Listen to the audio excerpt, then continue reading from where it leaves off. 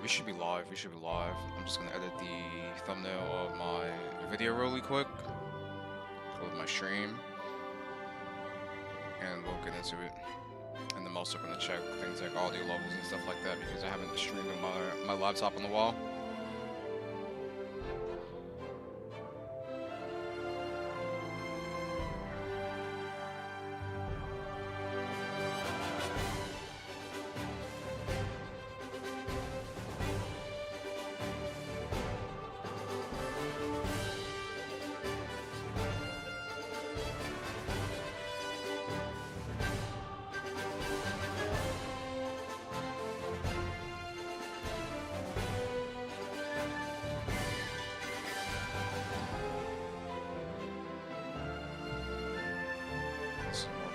Of a general stream, so I don't have a particular video game that I'm streaming.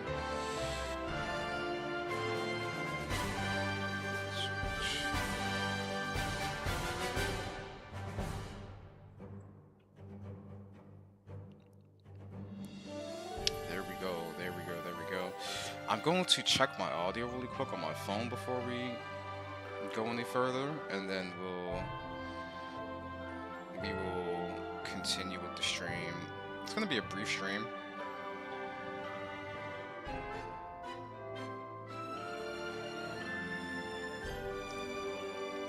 It's gonna be a brief stream, probably like an hour or so of us talking about the broader gaming industry and other things involved with it, because I wanted to do a follow-up to my other video.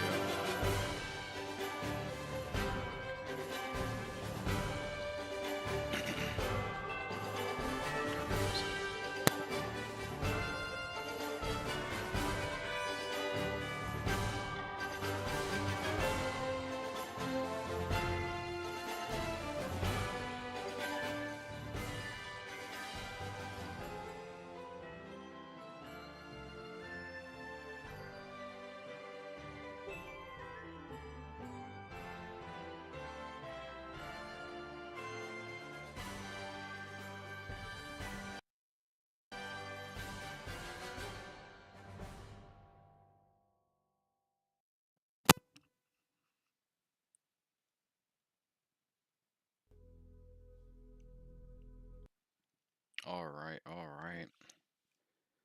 Audio should be good. Everything should be good.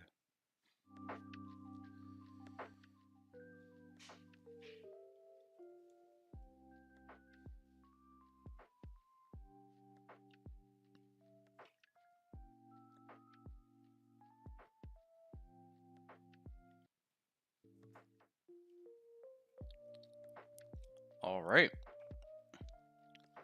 Just put a little lo-fi music in the background and we can get into this, because I have a decent bit I want to cover in this brief little live stream of me just yapping about the gaming industry and a couple of other things that's happening right now. This video right here that I just recently did my cigar yap session about the video game industry sustainability and growth long term is doing pretty well right now relative to the size of my channel. So I wanted to cover a couple more things and expound upon my thoughts, because not only just in this video, but I also talked about the gaming industry correcting itself in this one right here, this cigar yap session over a month ago. That was a pretty good video that did pretty well. Like we've been talking about a lot of things that's been happening in and around gaming for the past couple of videos, and even I touched on this briefly on some live streams as well about what's happening in the broader gaming industry, how parts of the industry is going to be corrected and there's other parts of the industry that's going to do perfectly fine. And I particularly talked about how, you know, Q4 of this year heading into 2026, where it's going to be huge for gaming, going to have a lot of bangers hit and a lot of successes. So I can show you guys some of the releases that we had recently, starting from September. Hollow Knight Silksong did really well. What else? What other games did pretty good in September? 2K26 did really well, but that's an annual release. You know, that game's gonna sell like hotcakes. That, as well as like Madden and stuff like that. Borderlands 4 came out. that also did really well on the market, despite some of the performance issues that game was having. It still did really well. And it's still doing really well to this very day. I think it's still charting. Yeah, Dying Like the Beast. I have that on my wish list. Gonna get that pretty soon. Trails in the Sky. What else? Hades 2, Fire Emblem, Silent Hill F came out, Sonic Racing Crossroads came out, FC 26. Like, we just have like this huge list of bangers that were coming out. Final Fantasy Tactics. If there's anything in between that I'm missing, like, people can just let me know in the comment section after the fact when this video is up and live. And in October, you kicked off October with Ghost of Yotei. You had the Super Mario Galaxy collection that came to Nintendo Switch. Battlefield 6 came out in October as well. That was a really huge launch, right? We had the beta over the summertime, and that game came out, and it was a smash hit. Pokemon Legends EA sold really well and had a big launch, despite it not being as big of a launch as it was during Scarlet and Violet and stuff like that. It wasn't even selling as much as Arceus, but I talked about this in this video. Yes, this one right here. Pokemon's become a disappointment. It needs to fail video. Didn't do well, but it is what it is. Like, the videos are there. Even if they don't perform well, I can still reference those videos, especially when I put the sources and the references in the description. I can reference what I'm saying in those videos. So this one, what did I say in this video? I believe that in this particular video, I said that Pokemon only needed to sell 200,000 copies because this was according to a leak, and the budget wasn't even that huge. It was like a budget of $13 million for that game. Let's see. Oh yeah, it was on Blue Sky. They reported this. I can't view this post because I don't have a Blue Sky account. Whatever.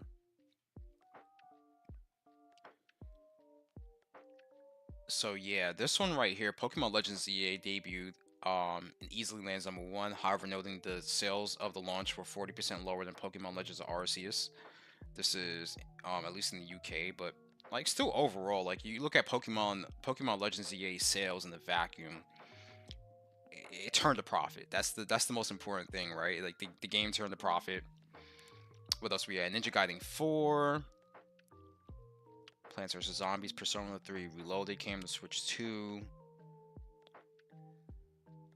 Outer Worlds 2 just recently came out. I don't know how that game is selling right now, but I do know that there's some issues. And Arc Raiders is the most recent like mega hit that we just had right now. And now we're in November. And we have even more games coming out in November leading into December. So like right now there is like a lot of bangers that are currently out on the market right now, and there's even more bangers coming out towards the end of this year, culminating with games like Assassin's Creed Shadows coming to the Nintendo Switch 2. We also have Metro Prime 4 hitting the Nintendo Switch 2. That's gonna sell like crazy. It's gonna be insane in regards to how many copies that game's gonna sell on Nintendo Switch and the reviews. What else do we have? Octopath Traveler, and a couple of other titles here and there that people are going to be very excited for. So Q4 of this year is shaping up to be really well in regards to software sales, as well as some services here and there. And then you obviously, because it's the holiday season, you're going to see sales for certain pieces of hardware pick up. So people are going to be buying new GPUs, new CPUs, and stuff like that because of the deals that are going to be surrounding that. A lot of bundles. Some people are going to upgrade their PCs. Some people are going to build new PCs entirely. Consoles, even though console prices are elevated, particularly with the PS5 and the Xbox Series X/S, which the Xbox prices are ridiculous right now. I can show you guys that. Price increases, the history of it.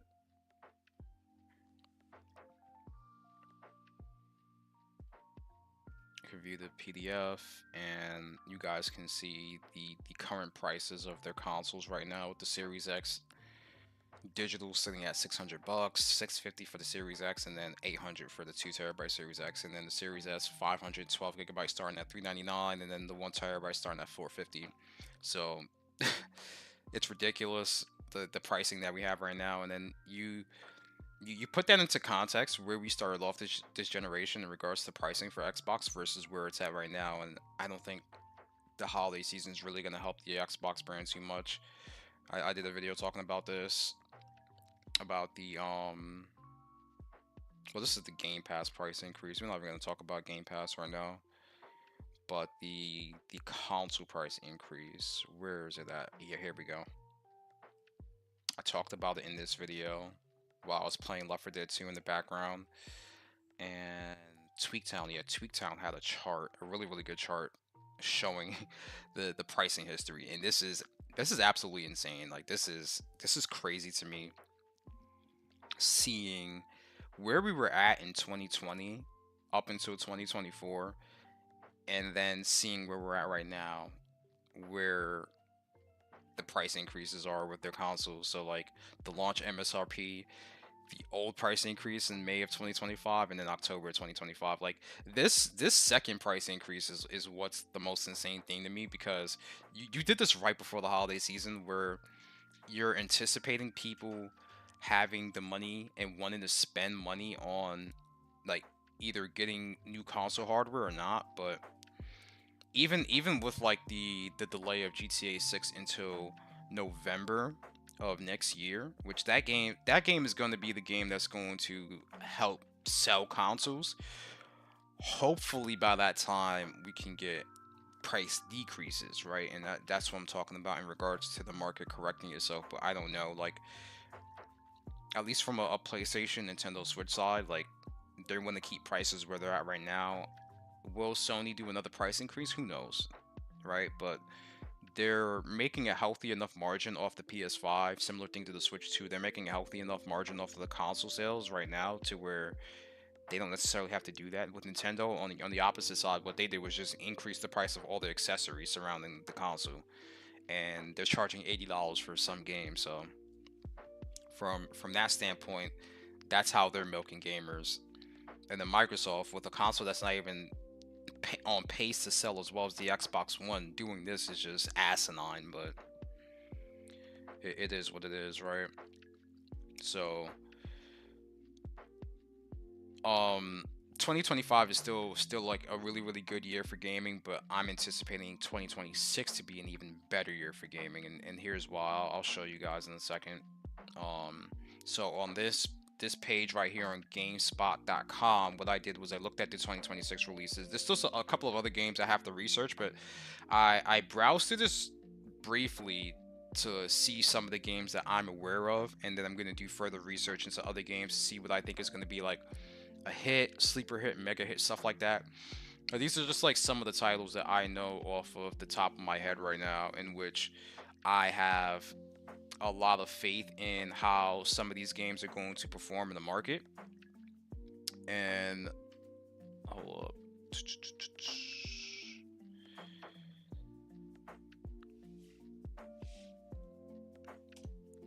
Yeah, like I have faith in regards to how some of these games are going to perform in the market, and some like sleeper hits here and there.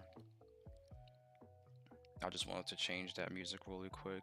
I like Gen 4 Pokemon music, so I can get some lo-fi Gen 4 music, and I'm here. All right, there we go. So starting in January, Cold Vein 2. We also let me also preface this as well. The Game Awards is next month, so we still have a lot of announcements for games that we have no idea, right? Like, there's still games to be announced for 2026, and there's still release dates for games that we don't know as well. So we're probably going to get some release dates and a lot of reveals during the Game Awards starting next month as well. And then we have the road towards like spring and summer of 26, which they're going to reveal and announce more games from there as well. So you have PlayStation's big showcase next year. You have Xbox Game Showcase. So we have to think about the road to Summer Games Fest, as well as the Video Game Awards. So the Video Game Awards, Summer Game Fest of next year, you start seeing a lot of that stuff around springtime. So that's going to be really good. But starting off in January of 2026, you have the Legends of Heroes. I think this is going to be a really good selling game. Cold Vein 2, I highlighted that. I think that's going to be selling well. And then going into February, these are games that we have announced so far for February of next year. Some of the games that I'm looking at in regards to how they're going to perform well is going to be Neo 3, Mario Tennis Fever, High on Life 2, and then the one game that I know for sure is going to be an absolute banger within the month of February is going to be Resident Evil Requiem, assuming that that game's not delayed, which I don't anticipate that game being delayed, but it's coming to PS5, Xbox Series X and S, Switch 2, and PC all at the same time. So I expect this game to sell really, really well across all platforms. Then we have March. Oh yeah, I need to highlight this as well because I'm also looking forward to Seiros, which is the Returnal follow-up. It's essentially a Returnal sequel that is launching on PS5, and I'm expecting a PC announcement shortly after the release of this game as well. I think this game is gonna be fire. I played Returnal. I didn't beat Returnal, but I played it and I had a lot of fun on it. I plan on getting that game on PC because I sold it for PS5 because it's like the image quality wasn't anything too crazy. But I'm expecting 007 First Light to be a hit. I'm expecting this game to be a hit. There's a lot of just to do hype and anticipation for 007 First Light. And then from the months of April to November, we don't have any release dates as of right now outside of GTA 6, which has been delayed to November 16th. We talked about that in my most recent video as well, talking about my thoughts on GTA 6 being delayed from. It was supposed to come out this year. So GTA 6 was supposed to drop this year, this holiday season. It got delayed to May of 2025, and then it got delayed again to November of 2020. Well, May of 2026, and then November of 2026. Let me correct myself there, because I'm getting my years jumbled up in my mind right now. But yeah, GTA 6 is dropping in November. That's also around the same time that the next Call of Duty game from Infinity Ward, which is coming out in 2026, which is supposed to be Modern Warfare 4, is going to be coming out. And we're gonna talk about that in a second because I made a video a while ago talking about the state of the AAA market in regards to a game like Call of Duty and how it's going to compete moving forward. In August, I dropped that video, and that sort of like kickstarted my momentum in regards to uploading consistently, making videos, streaming, and posting clips and stuff like that. But let's see what else we have. Some like undated games that we have here that I have to do some research into and really see like, all right, like what is a game that I might cop? What can I wishlist and buy later? Dissidia coming. Dissidia Final Fantasy coming to iOS and Android is pretty hype. I like that for my fellow mobile gamers out there. Fable does not have a release date yet. We need to see more from Fable. Like, I'm low-key anticipating Fable being a solid title, but we have to see more. This is coming from Playground Games, I believe. These are the developers that make Forza and stuff like that, so we'll see what happens with that. We also have Forza Horizon 6 coming out that next year as well, so I can't wait for that game. I can't wait to see more gameplay and get a release date announcement for that because I want to get a squad on that, man. I'm trying to get a crew on that and run stuff on Forza Horizon 6, so that's going to be very, very exciting. I think I've heard of Ghost Sector, but I have to look that up again, and we could pull up some trailers here and there. Now, I highlighted Marathon in blue. The reason why I highlighted Marathon in blue is because I think this game is going to be a flop. I think it's going to be a major flop. All Arc Raiders beta confirmed for me is that Marathon is cooked in the year 2026. And I think that we have another Concord situation in our hands. Is this game going to shut down right away? I don't think so, but I think this game is grand open and grand closing. If it has more than 200k players on Steam, then I think that's okay, but it's about the sustainability of that game. And from what a lot of people were saying is that they don't even have, because it's an extraction shooter, but they don't have an underlying narrative to the game. Like with Arc Raiders, it's a PvE PvP shooter, extraction shooter, third person, awesome, and it has like an underlying narrative with the game and the surrounding lore of what's going on in the world of Arc Raiders, right? And it's felt throughout the entire game, and it weaves in between like each system of the game, which is pretty cool. Marathon doesn't have any of that. Marathon is just bare bones, and it's evident by the fact that they had a closed technical test recently. I got accepted to it and I didn't touch it. I didn't touch it. Like I was playing Battlefield, I played Arc Raiders beta, I was playing other games. Like I just wasn't interested in playing this game, especially with a lot of the controversy that's surrounding Marathon and stealing art and stuff like that, and having to retract a lot of what they were doing. I hope that artist got a lawyer and they're pursuing legal action against Bungie for stealing their art, because that's just disgraceful. Oh yeah, Marvel's Wolverine. I got to put that in orange because that's going to be a banger as well. But I don't know what they're going to do with their release date because it's close to GTA's release date. So we'll see what happens with that. But I think Marvel's Wolverine is going to be a banger from Insomniac Games. So we also have Motor Shell 2. Motor Shell 2, the first trailer that they dropped for it, I believe, was during Summer Game Fest this year, and it was awesome. So for people who like roguelike games, who like Souls-like games, Motor Shell 2 is something to look out for as well. Then we have Neo 3, also another hit that I think is going to come out next year. And Pragmata, I think. Oh, also let me highlight Planet of Lana 2, an indie game. I need to play the first one. I had that in my wish list. It dropped on Game Pass, and I didn't play it in Game Pass. Kind of upset about that, but whatever. Uh, Another sleeper game coming out next year. But Pragmata got announced during the PlayStation Showcase, I believe in 2020 for PS5, and we've been waiting for a while. We recently got a trailer for this game with more showing more. So I think this is gonna be low key a hit next year as well. But it's all based off of like how the performance is gonna be as well, because I don't know if the game is gonna have good performance on PC and console. So we'll see about that. It should be interesting to see. What else do we have? Scott Pilgrim, Star Wars Zero Company. This one's a turn-based tactic Star Wars game, so that'd be interesting to see. I need to see gameplay of that. It's an interesting concept. Super Mario Bros. Wonder Switch 2 Edition, Super Meat Boy 3D, Blood of Dawnwalker,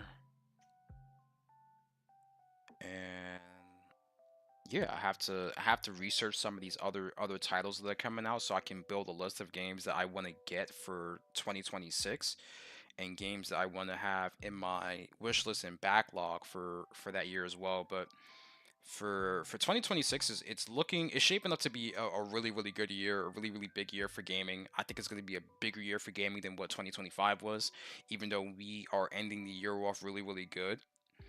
In 2025, like I covered earlier, we had Battlefield 6 recently come out. We had Arc Raiders recently come out. Metroid Prime 4 is coming out. Pokemon came out. Despite the quality of that game not being big, it still sold well. So you can't deny the success of that game. Even though I have a lot of criticisms about Pokemon at this moment in time. Um, Ghost of Yote came out. That was a hit. Super Mario Galaxy, a Wii game coming to Nintendo Switch, selling well. So overall, like Q4 of this year heading into next year is shaping up to be really good. And this is why I tell people that I'm bullish on gaming. I'm very excited about gaming. Gaming is not going to crash, but there are going to be parts of gaming that's going to be corrected over time. So overall, I think that we're heading in the right direction. We're heading in the positive direction. Software is going to sell. Software is going to sell. But what we need to understand is that right now, the existing install base of gamers on Xbox, PlayStation, Nintendo, and PC. This is not even to count mobile. Just on these four platforms alone is huge at this moment in time, right? So now you have the install base to be able to sell tens of millions of copies of games to people. And this is evident by a game like Arc Raiders, a game like Pokemon on the Nintendo Switch 1 and 2. This is evident by games like Call of Duty to a lesser degree, which I don't anticipate Black Ops 7 selling as well as Black Ops 6 or even MW3 and this is evident by the pre-order numbers. Like the pre-orders for Black Ops 7 is not charting as well as other games, at least on PC. On console, I can be wrong about that on console, but the volume of copies that they're gonna sell is not gonna be as high as it was before. But if you analyze Black Ops 7 in the vacuum, it's still gonna be selling better than a lot of games in the market currently. So um, and we'll talk about that briefly in a bit. But overall, the point is that I was talking about this in my video game industry sustainability and growth. Parts of gaming is going to be healthy and it's going to be well. Other parts are going to suffer, and there's going to be some parts that are corrected over time. It's gonna take time for certain parts of gaming to be corrected, because while you have a lot of high quality games, a lot of absolute bangers that are hitting the market, and this console generation in particular is starting to turn the corner in regards to the kind of games that we're getting and the frequency at which we're getting those games. You still have like a lot of like really bad quality games. You have a lot of slop. I'm sorry to say that word, but it's true. Like, you still have a lot of games that are just outright slop. They're lazy, no inspiration behind it, no creativity behind it, just like the bare minimum. um so overall, I think that gaming is still in a very healthy place, and it's going to continue to grow. And another reason I talked about this is also because of like content creation, right? Like, there's still a lot of people that are consuming gaming content across all platforms, and gaming on social media. The popularity of gaming on social media and platforms like YouTube, Twitch, Kick, TikTok, and stuff like that, it's still very big. I think TikTok circa 2020 helped accelerate that and elevate gaming content consumption to where it is. So now people are consuming more short form gaming content, and then a lot of the longer form gaming content is for YouTube. But you also still have short form content of gaming on YouTube as well, with shorts, and shorts took off. What's funny is that my shorts, overall, shorts is carrying the viewership of my channel right now more than my regular videos. Like, most of my viewership, like, I'll post like 2 to 3 shorts a day. Most of my viewership comes from shorts. And when I was looking at the analytics, out of the majority of my viewership from the channel, it by a wide margin is from shorts. Like, short form content is the way to go. But also, you can't neglect the longer form videos, like 10-minute videos, 20-minute videos, for people who want to have that as well. So I'm taking more of a hybrid approach with that. But to get back to the main point, content creation has helped make gaming as big as it is now, and it's always going to be there. And that's also another aspect of why the overall gaming industry is not going to crash, is because you have consumer spending. There's a demand for video games from the AAA side, AA, and indie games, right? And I'm going to do a video pretty soon talking about some of my most anticipated indie games that I'm looking forward towards, because you also have to support the smaller developers, right? So I want to be able to do that and cover some of those smaller titles that are coming as well. In regards to 2026, like, I highlighted this. Where is it at? Right here. Like, Planet of Lana 2 just popped out because the first game was really good. So I have to cop the first game and play that before the second one comes out, which it doesn't even have a release date yet, which is good. So I have time to get through the first game. But we need more of like the small to medium sized games that are like, 4 to 5 hours you get through, and it's like an excellent memorable experience. So content creation is like, I remember like the early content creation start off of gaming on YouTube back in like 2008, 2009, heading into the early 2010s, and where we're at right now, where like streaming is so huge, short form content is huge, and it's only going to get bigger as we have more and more people invest into growing these these content platforms, increasing the quality of these content platforms, as well as supporting the creators, because there's an incentive for people to make videos in the live stream because there's money in that as well, right? So the economics around content creation and video games coincide with each other.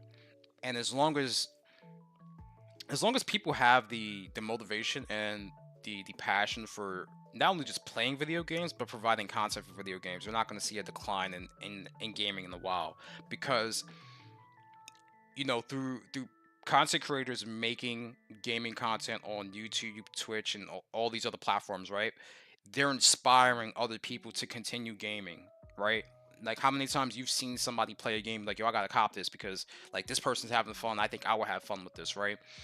And I talked about this briefly in my most recent video, but I talked about how, like, me posting my clips of me playing Cyberpunk 2077 on YouTube and TikTok has not only helped the viewership of my overall views on both platforms, but also like the engagement I'm having with those, and people saying like, yo, I'm gonna get back on the game. So like, they see my gameplay, they see my Netrunner build on Cyberpunk 2077, they're like, yeah, I'm gonna get back on Cyberpunk 2077 and play the game. And think about the influencers and content creators who have a significantly bigger following than I do. We're talking about like hundreds of thousands of views, millions of subscribers that play games. They have an even greater influence in the gaming industry than they realize. So as long as like there's high quality games and good quality games coming out from all levels of AAA to AA to indie, and then you also have content creators making content around those games, the gaming industry is going to be healthier. You're not going to have a complete total collapse of the gaming industry, as some of the doomers will say. And like I said, like, whether it's like playing current games that are out right now or games that are going to be coming out in 2026, which the slate of games coming out next year is really really huge, right? You also have retro gaming. Like, you also have retro gaming. I have emulators on, like, right now I'm in the office on my gaming laptop. I have the gaming desktop upstairs. I also have my ROG Ally. Like, retro gaming is still like such a big thing, right? Um, and I think that people need to realize that if you're like disillusioned with current games that are out right now, you still have older games you can play as well. And I'm gonna show you guys on my Steam library right now, because you have this application called, let me show you guys, EmuDeck. I could load that up. It probably has to update because I haven't launched EmuDeck on this laptop in a while. But I'll show you guys my Steam right now. But right here, like, I have my emulators linked to my Steam account, or my Steam application, not necessarily my account. And what EmuDeck does is it packages all those emulators for you. You do a little bit more configuration on the back end if you want to, but it packages it up for you, and you just it's essentially plug and play. It's like an easy way to manage your emulators. Now, some emulators that I had to manage on my own was like Xenia, because for some reason Xenia through EmuDeck doesn't work well. But I did that on my own. It's the Xbox 360 emulator. So like, I have my emulators linked to Steam, and then I also have my like my ROMs here. So like PS2. So some of my PS2 games are here. Let me see if I could show you guys my collections. This will be much easier to show you guys. And on my desktop PC, I have more games downloaded. But like, this is my PS3. Some of the PS3 games I have installed right now on this laptop. The PS2 games. I don't know why Budokai Tenkaichi 3 is showing up twice, but whatever. And yeah, like PSP games. So like, I tell people all the time, if you don't like the current state of games, you can still play older games that you've never played. Like, there's some games on like GameCube I have to play. I'm currently playing Colosseum on my Asus ROG Ally, my PC handheld. So we're going through it on there. It's been a pretty fun experience. And there's also like retro consoles as well. So one of the things that I was looking at a while ago, gotta go through the bookmarks for this one, was this device right here, because I was like, yo, I haven't, there's some Nintendo DS and 3DS games I've never played. And then I found this on the timeline, and I said, wow, like this looks freaking awesome. Like this would be like a great device to have under my collection. Because for DS emulation, like it's easy to do on PC, but like to have a device like this would be significantly better for me to play, you know, Nintendo DS and 3DS games. Like this would be much better.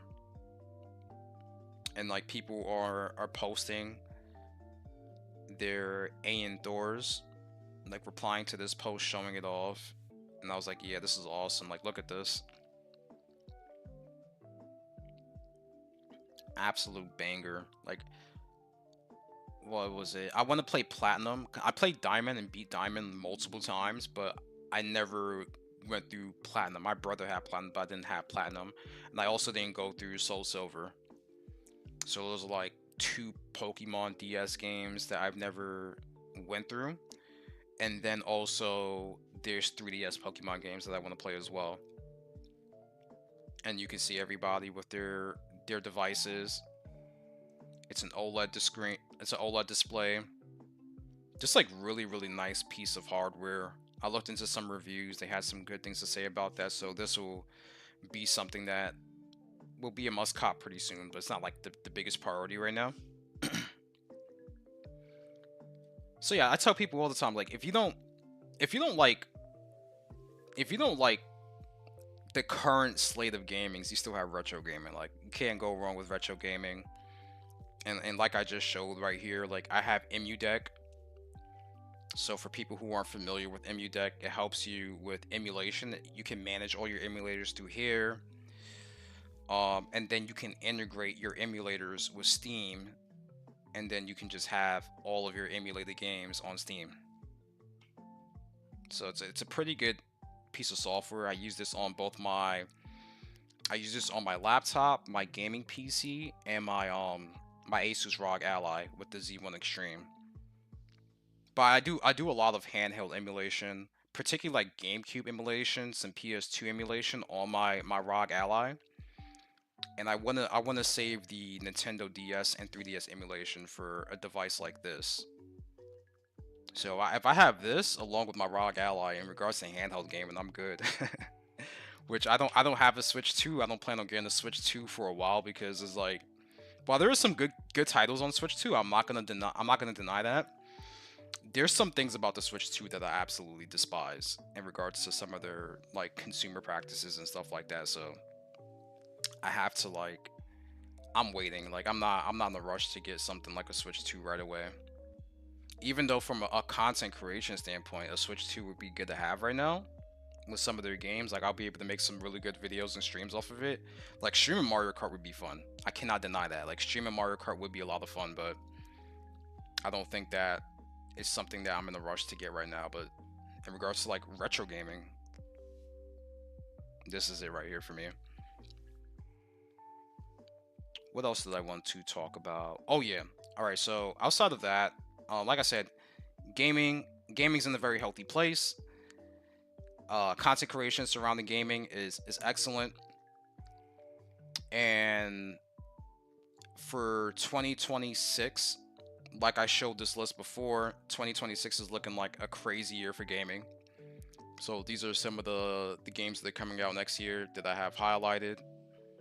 And we're going to do some more research into some of the other games. So the games that are highlighted in yellow are games that I think are going to sell well. These are games that I'm aware of, right? And then the games that are highlighted in orange are games that I think are going to be like mega hits. Like they're going to sell like tons of copies on next year, right? And then we still have like a huge slate of games that don't have a date right now. And a lot of these games here, we also have to see more for, like more gameplay. So like Progmata, for example, we need to see gameplay for that. I think this game's going to be a hit. It's coming from Capcom. Capcom has Resident Evil's coming out next year, and Pragmata.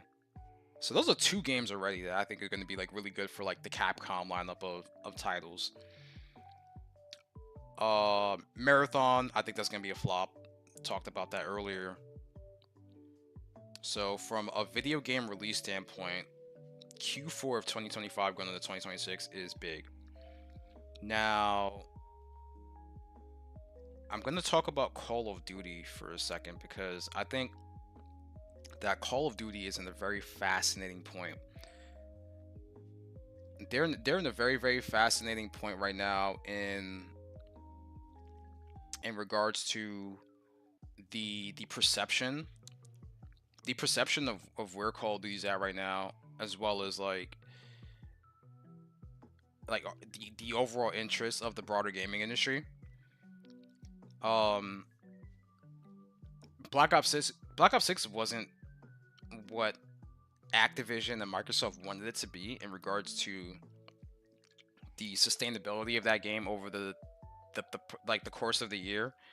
And I think that that particular game, like a lot of people didn't like it.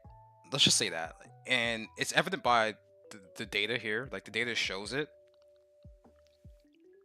Like you can see over the past year, like from November. This is like a little bit after the release of the game. Um, Let me do this. Let's go from October to October, like launch to launch, or even September. That would be good. You can see that full chart right there. Even like a little bit before, so like August of 2024 until now, right?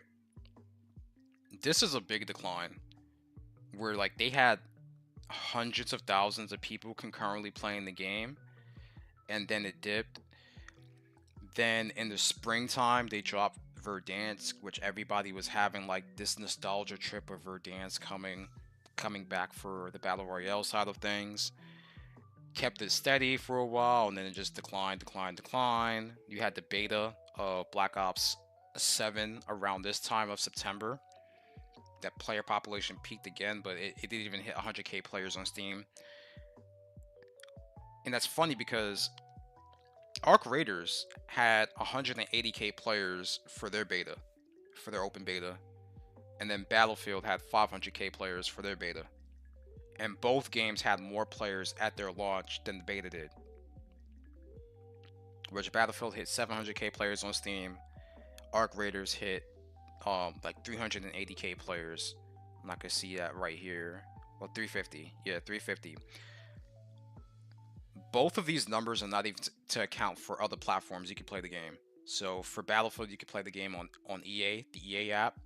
You can also play on console.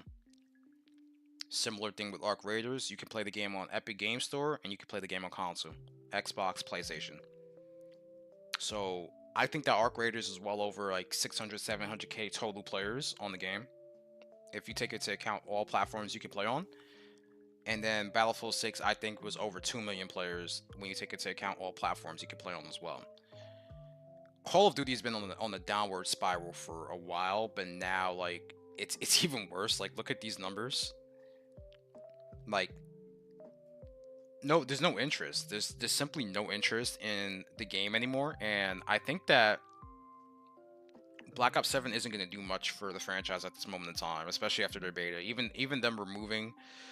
Um even them removing something like skill-based matchmaking hasn't really done much for anyone in regards to the interest of the game and wanting to come back to the game. I talked about this the day I played the beta of Black Ops 7, that mouse and keyboard is completely broken on that game. Shroud talked about it, and a lot of other people were like, they were just like, the feedback from the overall community wasn't great.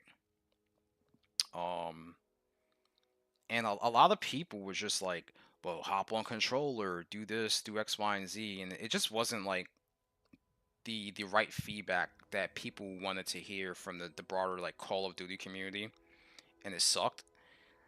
Now they're tweaking things, but I say like if the main input of PC players is broken, then how do you expect the game to survive on PC, which is like a really big platform and it's continuing to grow? So are you just gonna rely on console players and controller players? No, that's not gonna carry a game like that. You need to have both inputs perfectly balanced so that people can hop on the game and play. And they completely destroyed MK on this game. I don't know what they were doing with this game. They weren't cooking with Black Ops 7. So another reason why I wanted to talk about that is because I seen this tweet right here, which is funny. This is funny because I talked about this. I talked about this shit right here. I talked about this exact thing right here. And this is why I'm glad I'm like making videos again, because now it's on the record. Like the stuff that I say and the stuff that I cover is on the record. So like if I'm right, I'm right. If I'm wrong, it is what it is. Like it's there, right? So back in August, I talked about how in this video right here, Battlefield 6 20 million players, Black Ops 7 review on hype cycles, I talked about how, you know, this reminded me of 2013 when Battlefield 4, Call of Duty Ghosts, and GTA 5 came out, right? And how the biggest problem for Call of Duty wasn't Battlefield. Like, Battlefield we knew was going to be a hit. This was like after, a little bit after the beta came out, right?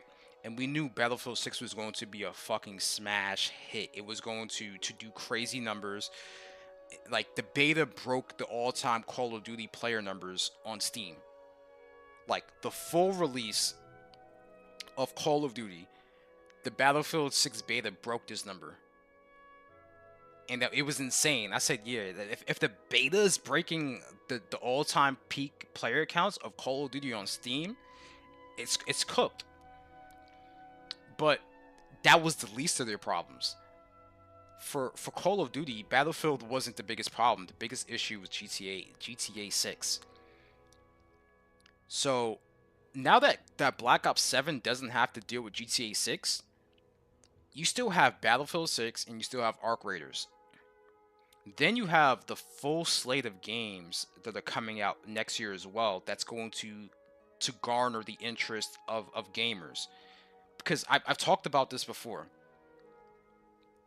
If you pigeonhole yourself into playing annual release games and a select few games like Call of Duty, 2K, Madden, then in your mind, gaming isn't fun. But for gamers who play a wide variety of titles, they're gonna move on. If they don't find your game interesting from playing the beta and from testing your game, then they're gonna move on to other games. They moved on to Battlefield, they moved on to Arc Raiders, but you also have to think about the single player games that hold people's attention as well. So next year, on top of like the games that recently came out that people are gonna cop on sale, either this holiday season or next year, right? Because like there's still a lot of games that came out this year that are absolutely fire that people haven't touched yet, and they're gonna be like, you know what, like me, I'm waiting for Dying Light the Beast. Like I'm not copping Dying Light the Beast right now, but I'm gonna get it on sale. You have games that have came out this year that people are waiting for. Like, yeah, I'll wait for a sale on X, Y, and Z. But then you have games that are coming out next year. They're gonna be absolute fucking bangers on the market. So I don't think, you know, Call of Duty Black Ops 7 is going to be as successful as even Black Ops 6 or any other Call of Duty game that's been coming out in recent time. It's going to underperform drastically. Like, you think these numbers are bad? Like losing tens of thousands of players a month and thousands of players and seeing this steady decline from 2024 until now? Wait till you see this graph around the same time this year, or this around the same time next year. October and November of 2026, these numbers are going to be either similar or worse. And that's all dependent on how the support of the game is over time. But yeah, not only is Black Ops 7 cooked, but I think Modern Warfare 4 is cooked. Unless Infinity Ward really comes out the woodwork swinging and they have multiple betas. I'm talking about like 2, 3 beta weekends, and they're extensively testing that game with the community and listen to the feedback, much like how Battlefield did. They are going to lose even more players. And people have to remember, Call of Duty Ghosts did ship $1 billion worth of units, right, in the first 24 hours compared, but the overall sales were down compared to Black Ops 2. I think that the overall sales of Black Ops 7 is going to be down compared to Black Ops 6. That's my opinion. So while in the vacuum, Black Ops 7 numbers might look crazy compared to the rest of the market, you have to compare it to previous Call of Duty games.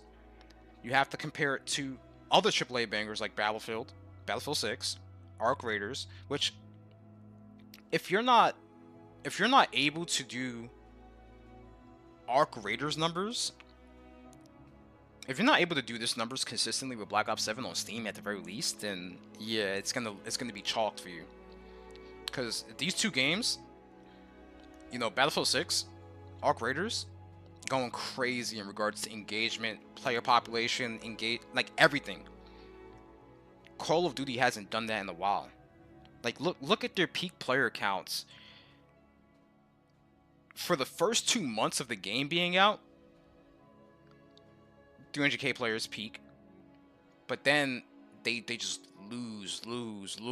Like you lost 70,000 players on Steam alone. This is not to talk about Blizzard. This is not to talk about console. They started to lose players like crazy. Then look at what GTA 5 did that same year in 2013. The game sold 11.21 million units in its first 24 hours, generating $850 million. And then it reached $1 billion in its first 3 days. And the rest is history in regards to the amount of copies and the amount of revenue GTA was able to sell. GTA 5. GTA 6? GTA 6 is going to go insane. It's going to make the GTA 5 launch look like nothing. The amount of anticipation there is for GTA 6 versus GTA 5. The industry isn't ready. And these guys are definitely not ready. Nope. They are not ready, not at all.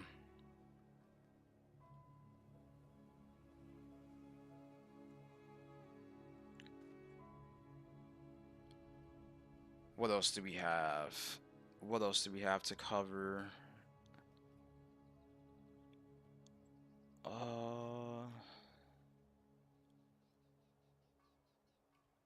So we got that out the way. This is a pretty good tweet though. I like this comparison because I made this comparison back in August of this year when I started making videos again and getting consistent with content. Call of Duty is. Hold up. We'll pull this up right now because that's why I like having the video to reference, and I can reference exactly what I said because like what I said and what this person's like insinuating is the same shit. Like we're talking about the same exact things. Watching the chat live. I seen the chat live during the Gamescom reveal, and the reception was poor. But then you go to these creators' channels who were there at Treyarch Studios reacting in real time, and to see the reaction from their community is insane. I've never seen. It's hilarious. Like, go to their videos. I'm gonna share some screenshots in this video. Go to their videos. Look at what their fan base is saying. Go to the Twitter accounts, TikTok, everything. I feel like Battlefield 6 isn't the biggest problem for Call of Duty. Call of Duty is not its own biggest problem right now. This is 2013 all over again. Like I said, remember Ghost? I said it. They did a similar thing during that game. They had a little esports tournament to try to build up hype for that game. I said it. Now, my prediction my prediction is playing out in real time. I made this video 2 months ago. I made this video in August, August of this year, and look, like this is insane. This is literally insane. Now, like I said, I think Black Ops 7 in the vacuum, like if take away the context of the historical sales of Call of Duty from like Call of Duty 4 all the way up until now. Take away the historical context. Black Ops 7 in the vacuum is going to sell well. Much like Pokemon Legends ZA is going to sell well. But then you start getting into the data. Pokemon Legends ZA, while it sold well relative to the budget of the game only needs to sell 200,000 copies on a budget of $13 million for the game. It's surpassed that easily. And Pokemon's going to chart. But Pokemon Legends ZA wasn't selling as well as Pokemon Scarlet and Violet and Pokemon Legends Arceus. So that's the point that people need to understand when you talk about the context of, yes, while in a vacuum it's selling well relative to the rest of the industry, you also have to look at the franchise historically and look at the trend of where it's going. From this data right here, this chart, well, yeah, pointing this way, this chart right here, the the consensus of Call of Duty and the mind share of Call of Duty is being lost. I think this is a good thing. Why? Because you need competition in the market. Battlefield 6 and Arc Raiders provided that level of competition to where now people are saying, we don't want to play that game, we want to play this. But these two games are far from Call of Duty's biggest problem. The biggest problem is GTA 6. Black Ops 7 doesn't have to deal with GTA 6. Infinity Ward and Modern Warfare 4 has to deal with GTA 6 because that game got delayed. That game got delayed until November.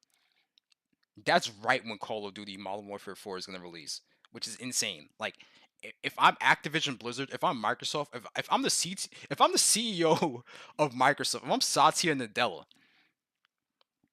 I'm scheduling like 4 or 5 meetings with the executives at Activision. We're all hopping on the meeting. I'm scheduling like we hopping on Microsoft Teams, Zoom, whatever they use for video conferencing. We're all hopping on the meeting and we're having a crazy discussion about this. It's gonna be Satya Nadella, Phil Spencer, the executives over there at Activision Blizzard, the studio head at Infinity Ward. Like all of us are hopping on the meeting, and we're like, if I'm Satya Nadella, I'm like, are we cooked or not? And if I'm Phil Spencer, I'm like this. Yeah, we're cooked. We're definitely cooked. They spent $69 billion on Activision Blizzard. Microsoft did. They spent $69 billion on Activision Blizzard to get access to all those IPs. The main one was Call of Duty. And they thought that by throwing Call of Duty into Game Pass, they were going to sell consoles, they were going to grow Game Pass magnitudes beyond where they were at. Call of Duty did not save Game Pass. If anything, Call of Duty underperformed um due to Game Pass, and Game Pass subs didn't grow at the magnitude that they thought was going to grow because of having Call of Duty in it. Um and I think that this is shown by the fact that they increased the price of their console twice this year, and they increased the cost of Game Pass and completely restructured Game Pass and making it more expensive, right? Because of that big purchase, and they're not seeing the return on investment from that big purchase and acquisition of Activision Blizzard from Microsoft for $69 billion. That's why we're seeing things where we're at right now in regards to the Microsoft and Xbox side of gaming. I would have never I would have never advised anybody to spend that kind of money on Activision Blizzard. That was a massive overpay. I would have waited, honestly. Like, if even if you were going to do the purchase, which they ultimately did, but like in real time, if you're going to do that level of acquisition, like you have to get it at the right price. and where they were at right at that point in time with the level of controversy that was happening at Activision Blizzard, like you don't buy them for that price. Like you let the valuation of Activision Blizzard tank like 15 to 20 billion before you even think about purchasing that, that company. That's just my opinion, but it is what it is. Like you see where Microsoft and Xbox is at right now. I talked about it multiple times. It is what it is. I was right. Anyways, back to the main point. GTA 6 coming out in Q4 of next year, right next to a game like Call of Duty Modern Warfare 4. Oh 07. It's cooked. It's cooked. It's cooked because man, like all the rabbits that they had to pull out their hat. Like I said, for Call of Duty to be remotely competitive next year, they have to listen to the community. They have to listen to the community. They have to do extensive testing of that game with like really good people who actually like care about the longevity and health of that game. Particularly the 6v6 and 8v8 multiplayer side. Like Warzone is what it is. But the core experience of what Call of Duty is, it's the campaign and the multiplayer. Warzone is great to have. It's like I said about Battlefield 6. Like it's great to have RedSec, but the core experience of what Battlefield is conquest, breakthrough, rush, escalation. Like your multiplayer has to be solid. And the core multiplayer elements of Battlefield 6, the foundation of what makes Battlefield what it is there. Outside of some issues and some bugs and stuff like that that needs to get ironed out, like the game is still good. Call of Duty has lost its essence and the foundation of what made their games what it was. And they've neglected multiplayer for so long that it's showing in the numbers that Warzone can't carry this game anymore. Warzone can't carry your franchise. And this is reminding me of Halo in the 2010s. Like after Reach, and they, Bungie left and they did their own thing. And Bungie handed off the reins of Halo to 343 Industry. Downward spiral. But there was also other factors that were happening as well, like the ascension of Call of Duty, like the popularity of Call of Duty was taking off, and then Halo was going down. So it's like let me show you guys. It's like the example of a K-shaped economy.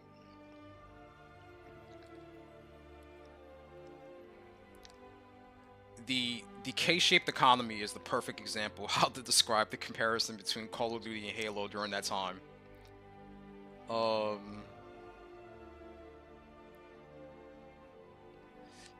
And then we can zoom into this right here. So like look at this. Imagine like we're taking the concept of K-shaped economics and we're applying it to gaming, where we have Xbox, PlayStation, Nintendo, and PC as like the foundations, and then you can add like content creation on top of that as well as the foundations. So as the blue line, the green line is Call of Duty, the orange line is Halo. Like while Call of Duty was like skyrocketing, Halo was plummeting. And now you can reverse the roles and put that with Battlefield ascending and then Call of Duty declining.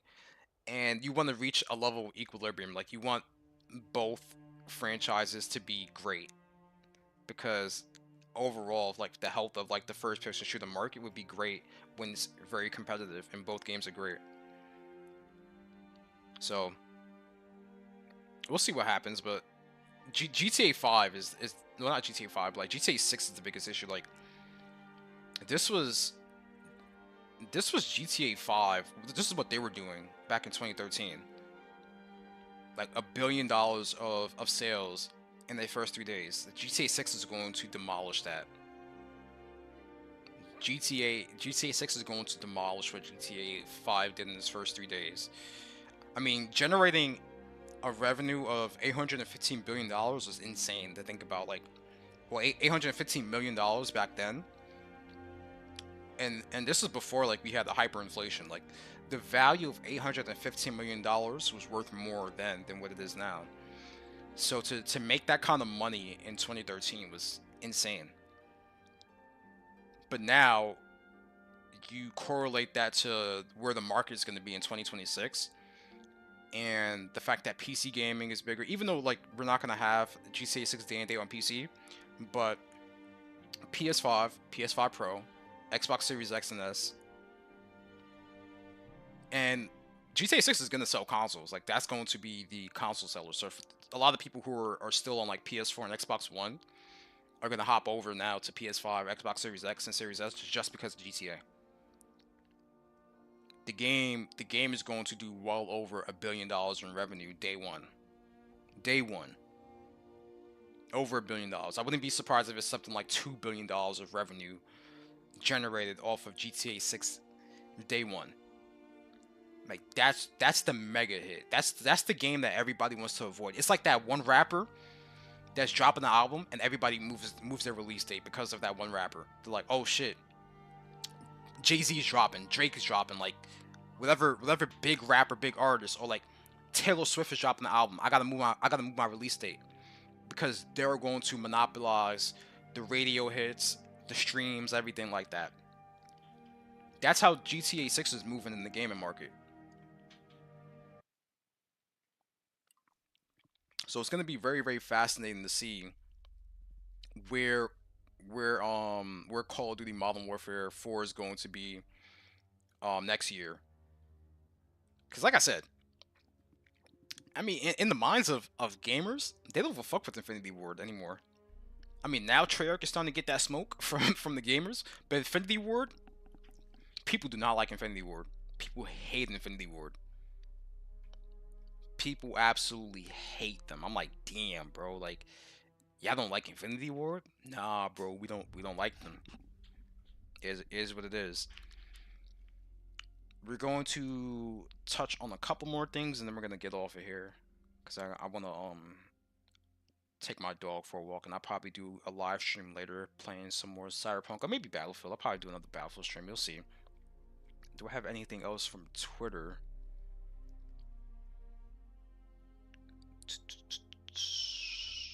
I've been following like a lot of the AI stuff that's been happening. I gotta watch that new Predator movie, man. I love Predator.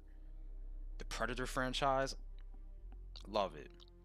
So when I seen that the new Predator movie got great reviews, I'm like, yeah, we gotta watch that pretty soon. What else do I have?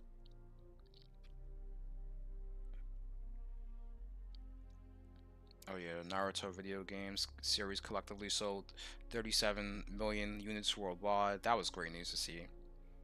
Oh yeah, I'm currently playing Rise of a Ninja on the 360 emulator, so I'm gonna have a video on that pretty soon as well. Um, oh yeah, Square Enix. I don't really have much to say about Square Enix. Square Enix is like, I'm glad that they're turning the company around, but it's funny how we got here.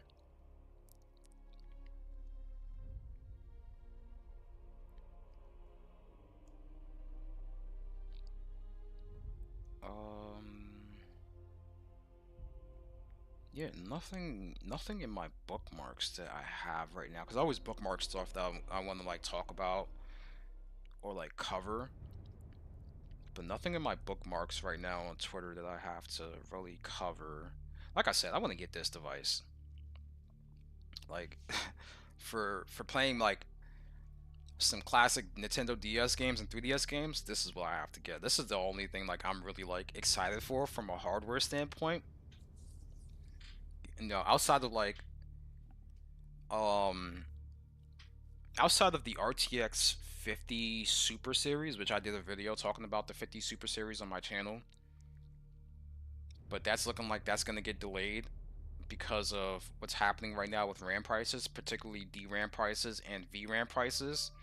I don't think the 5080 Super, 70 Ti Super, or 70 Super is gonna come out soon. And even if it does, I don't think it's gonna be selling at the volume. Well, they're not gonna ship the volume that people want. So My plan was to wait for RTX 6000 series anyways, but I did want to see how these cards are going to perform from a hardware standpoint. That's what I was excited about.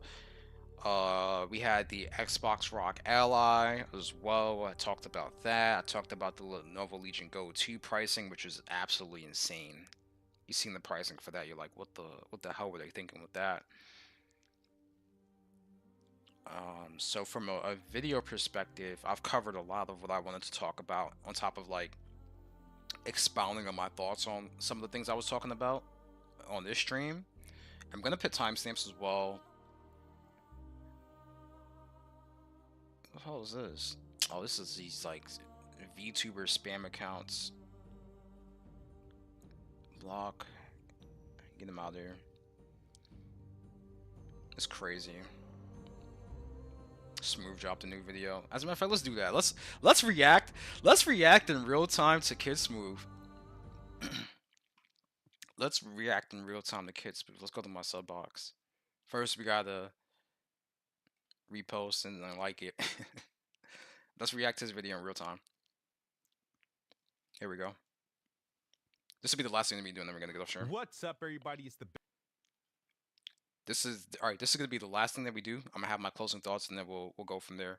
Let me move my webcam so that we can react properly to his video. Put this up here. There we go. All right, let's go.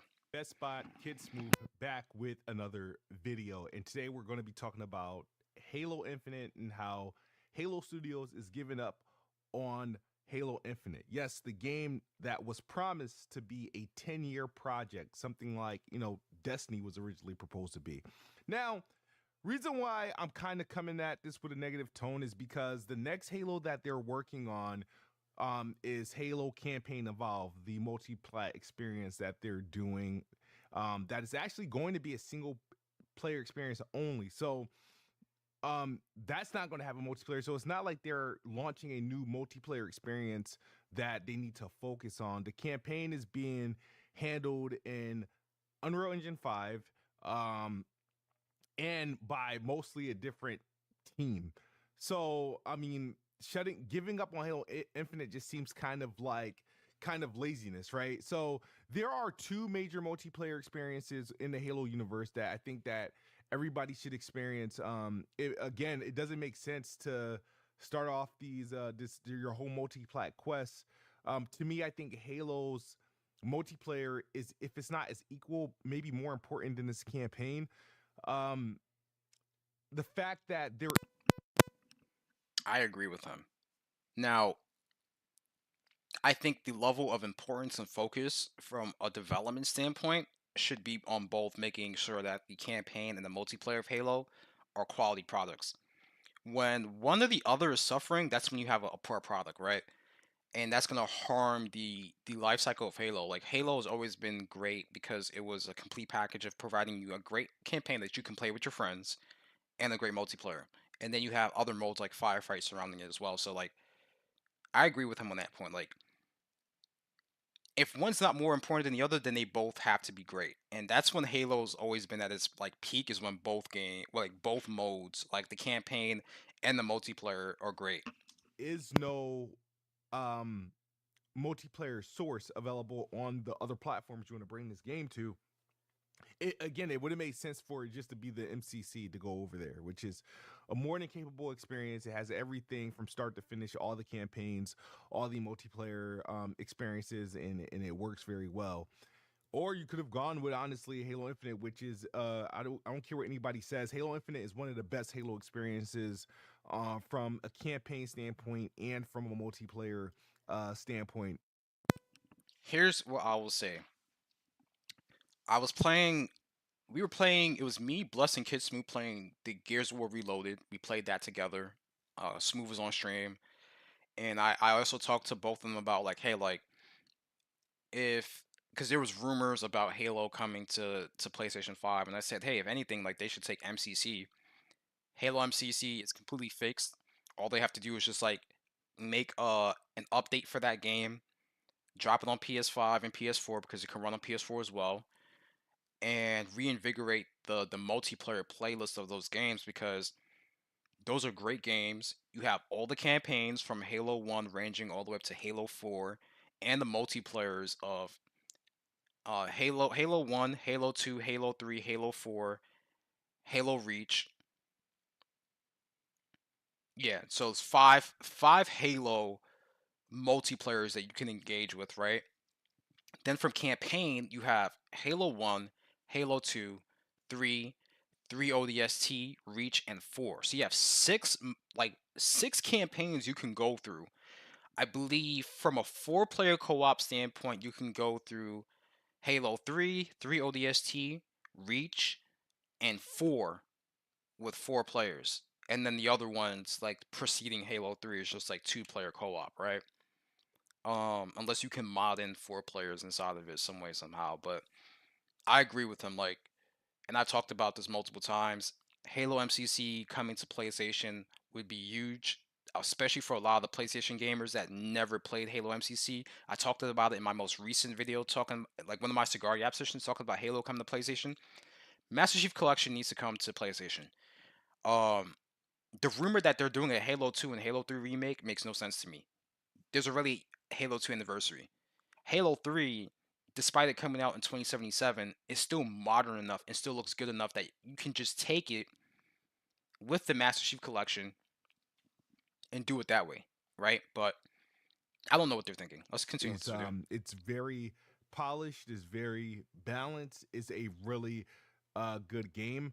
But them giving up on this to focus on other Halo projects. We know the next three Halo projects are going to be single player experiences. They're doing Campaign Evolve, which is due next year. Then they're supposed to be doing Halo 2, which doesn't really make sense. It looks perfect on MCC. it looks Yep. perfect on MCC right now, the anniversary edition running at Thank you. 120 FPS and 4K.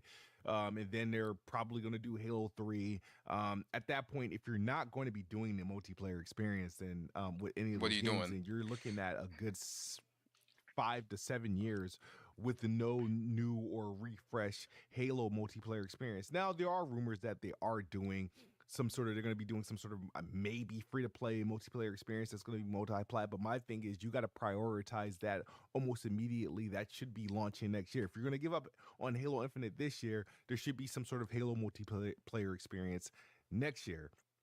So that's really honestly my take on that. I've had the biggest issue with Microsoft with Xbox with 343 or now rebranded as Halo Studios on giving up. They give up so soon. They give up on everything they're due. They're like, what was that character from the Powerpuff Girls? I don't know if it was Mojo Jojo. It was a villain that never finished what he started. He would start something, but it would always be unfinished. That's exactly what Halo Studios is that they've had history. The one project that they were forced to literally finish was Master Chief Collection. MCC. Like They they were MCC. Like, it's crazy because I remember that, man. Like, that game came out and was so bad. You could not find matches. It was bad. They were forced to fix that game. Like, they had to fix that game. And I'm glad that it is where it's at right now. I remember when they ported it to PC. That was great. Shit, I might just do a fucking Halo stream today, honestly. Like, talking about Halo and just thinking about it, I might just play Halo today. But yeah, like when they fixed that game, which they were forced to, they essentially got shamed into fixing it because of how bad it would have been for their reputation. They never fixed that game. Like, he's right. Like, they tend to give up on stuff pretty early and tend to quit. And the reason why they're like, I'm gonna tell you, Smooth, like, person to person, man to man, the reason why they're quitting on Infinite is because of how poorly they executed on the development cycle of that game, the launch of that game. Because we remember, we played the game at launch. They didn't have everything at launch that they have now. Like, we could look at Halo Infinite now and praise where it's at right now, but back then in 2021, early 2022, it was bad. Let's not forget the fact that a lot of the playlist wasn't there. Forge was delayed for a while. We didn't have co-op. There's a lot of stuff that we did not have in Halo Infinite at its launch. that we have now, and that's not even to mention the fact that the game got delayed by an entire year. That was a game that we were all looking forward to. If you remember on playing the Xbox, we were all looking forward to that game being a launch title on Series X and Series S, and that being the system seller. So there's a lot of context to this as well as to why they're giving up on Halo Infinite. For Halo Studios, in their minds, they want to move on from the game. Like they want to completely disassociate from Halo Infinite because there was just so much trouble with the game. So that's just my take on it. I'm happy that they did, but like everything after that, like all the promises, and they kind of had to do that because they obviously they were going to be looking at a lawsuit. But like with Halo Infinite, remember Halo Infinite was supposed to be again a 10-year project, and they're stopping 5 years in, Hmm. and the campaign was supposed to be also released on expansion base. So it was supposed to be like biomes after like we were supposed to get like a added I forgot about that, brother. I forgot about that. Like the campaign had so much potential. I remember this. Like they said they were gonna have biomes. They said they were gonna have so much shit. I actually forgot about that. I'm glad I'm watching this right now. Like what, yo? content. They ended the game on a cliffhanger. So what do we do from there? You know what I mean? And then so I I just don't like when they set up these expectations and then they don't follow through. They have a habit of doing that. And just because they changed their name doesn't mean they're breaking out of their old stupid habits. Now I will say I must admit I have not played Halo Infinite's multiplayer in a long time. I do I haven't either. I'm not gonna cap. I haven't either. I've been playing. I've been playing more MCC than Infinite for a reason. It's not to say that Infinite is bad, but to me, MCC is just a funner experience than Infinite, in my personal opinion. have a lot of hours, especially compared to my peers in Halo Infinite's multiplayer. There was a stretch where I played Halo Infinite's multiplayer for like at least two two straight years, like nonstop.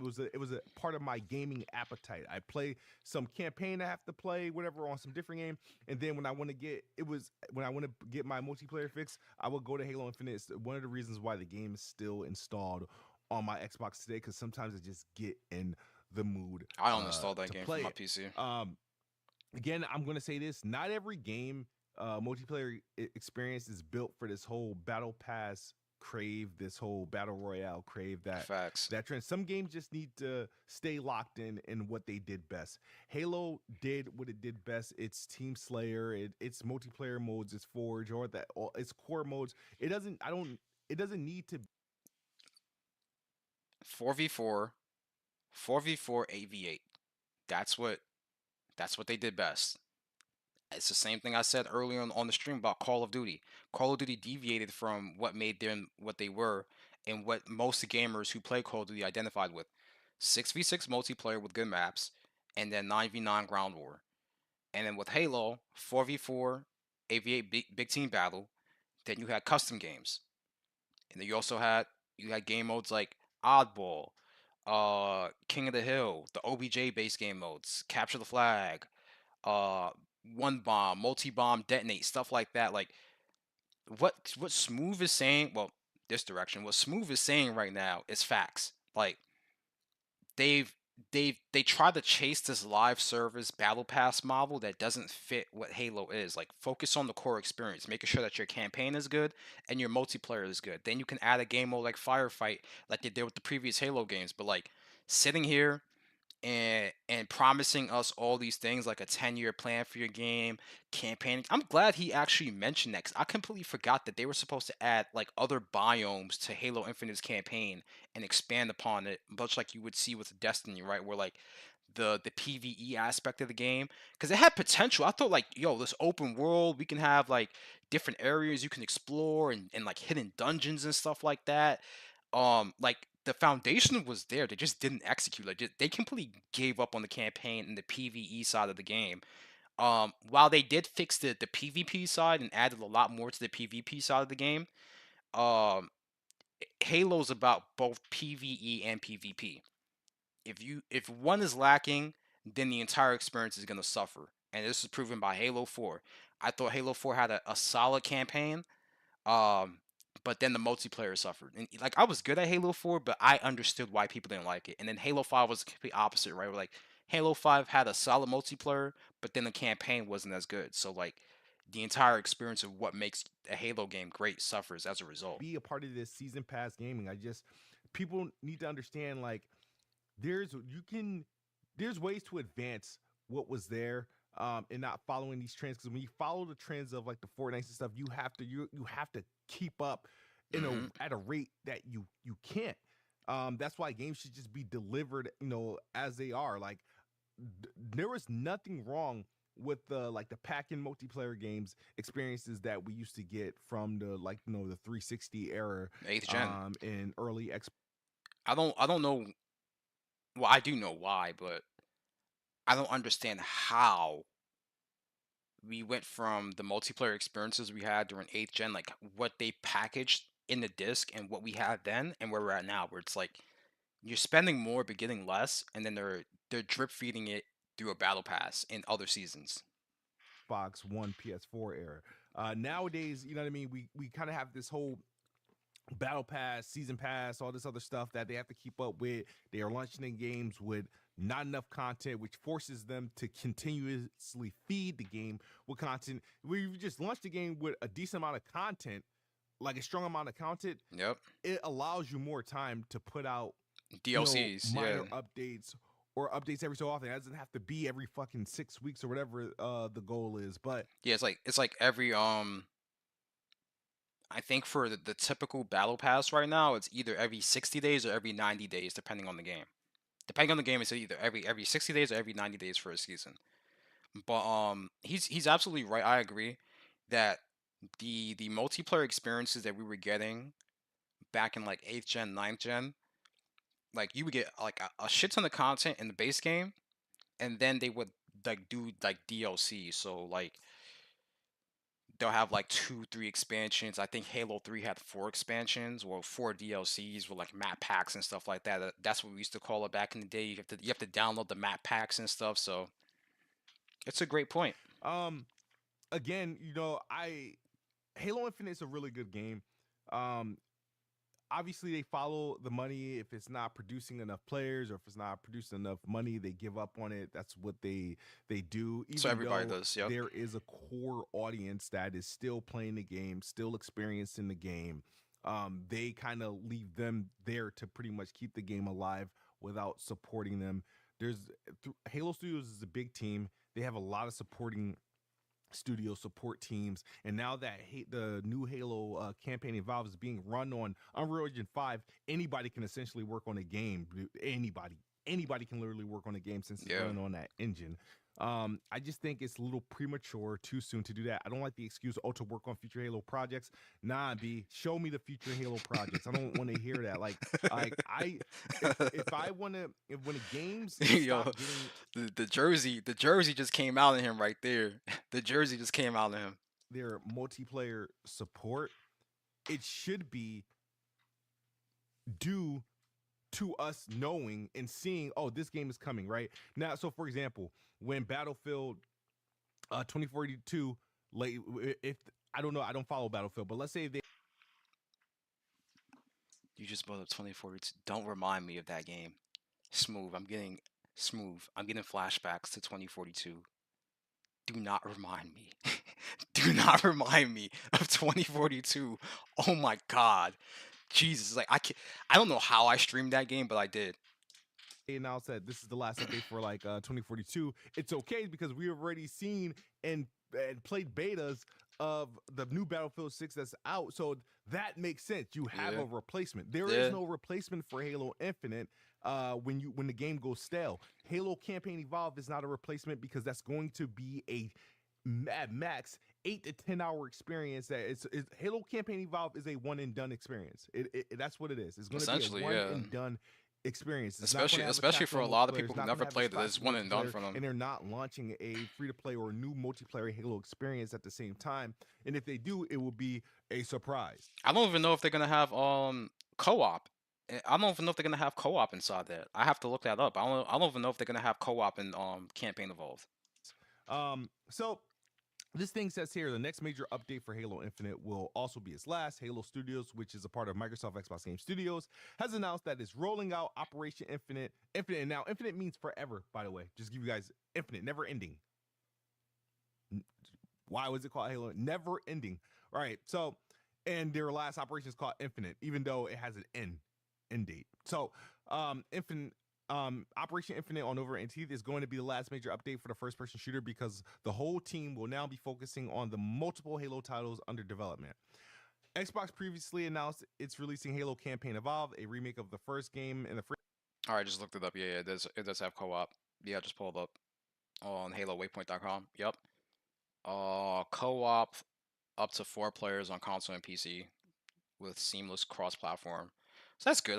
At least like there's co-op with it, but like still like they're probably gonna charge us full price for what's essentially just a single player co-op experience with no PvP, which Halo is known for both the single player and the multiplayer. So franchise, Halo Combat Evolved, sometime in 2026.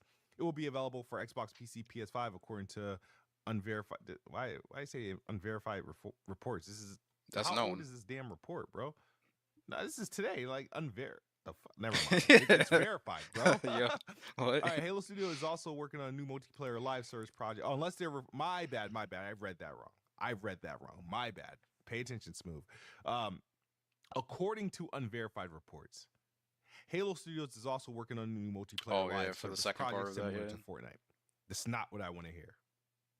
That is not what I want to hear. I don't play Fortnite. I play Halo. I don't.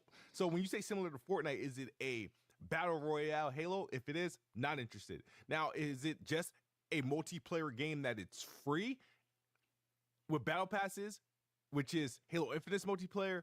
Then they're just repeating what they did. Now, are they going to be able to execute on that? Because they didn't execute with Infinite. Like, so it becomes uninteresting. Operation Infinite will double the earnings rate for career rank and Spartan points. The final free Operation Pass will have no expiration date and will unlock 3 new armor sets. Upgrading to the 100 tier premium pass will give players a chance to unlock I don't know. I might get back on Infinite for this update, but I think for today, because it's Saturday's the weekend.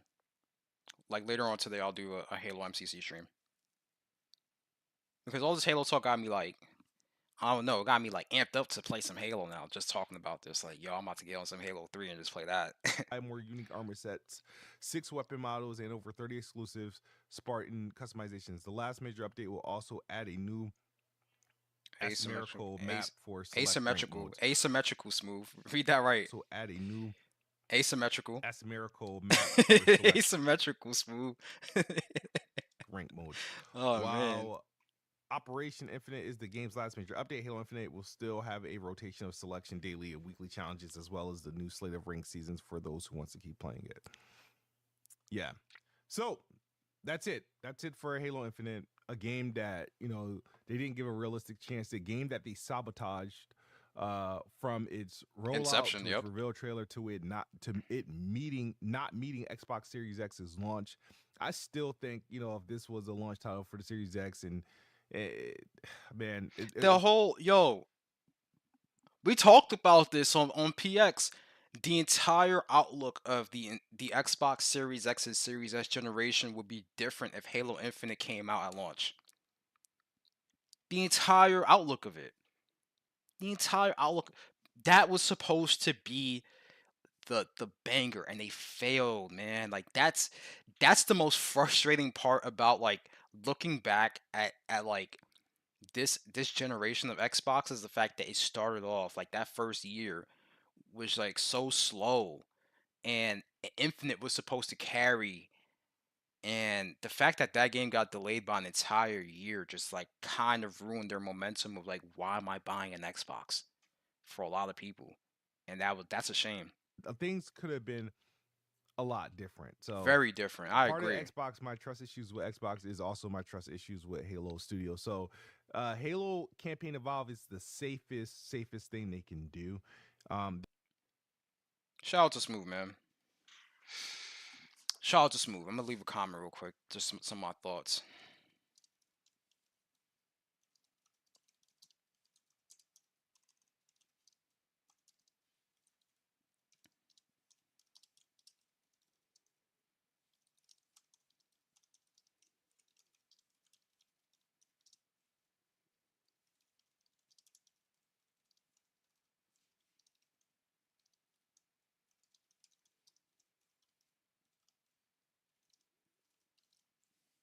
I spelled that wrong. Let me do that.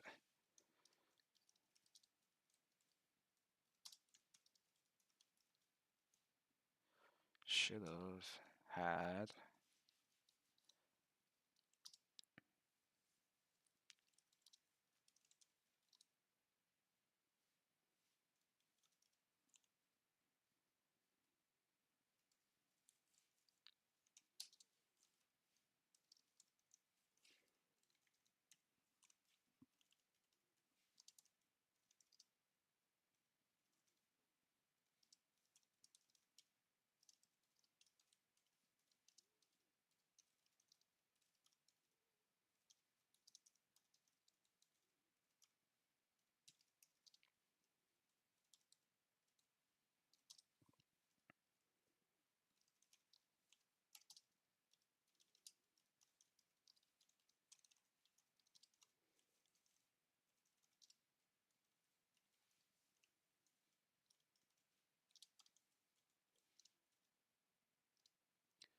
Reinvigorate.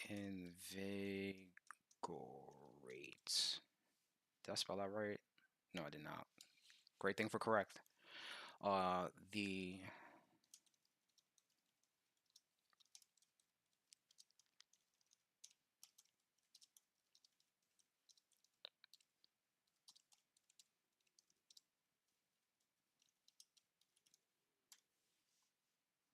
all right.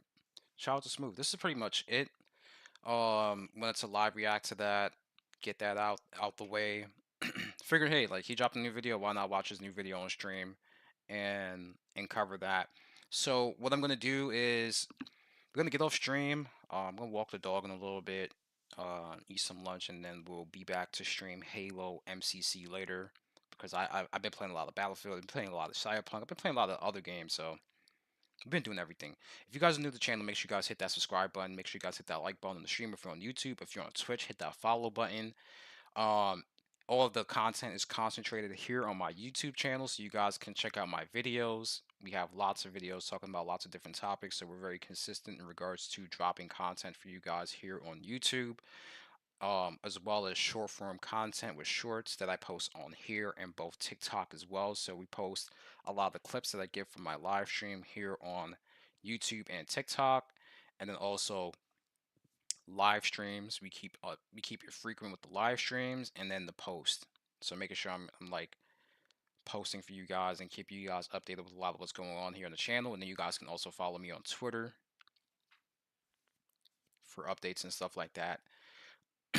So like I follow a lot of my news here, but I also go to different websites to get some of my news as well, so I can have topics to talk about on my channel and on live stream while we're gaming and doing other stuff. We're gonna have more talk sessions like this in the office. And yeah, this is pretty much it for the stream. Like I said, great conversation. Hopefully, we can get some people to talk about different things pretty soon. Um, Not like an official podcast, but like eventually we'll have some people to cover different topics with as well. Other than that, this is pretty much it for the live stream. We'll be streaming some Halo MCC later, so some people can tune in for that. And I am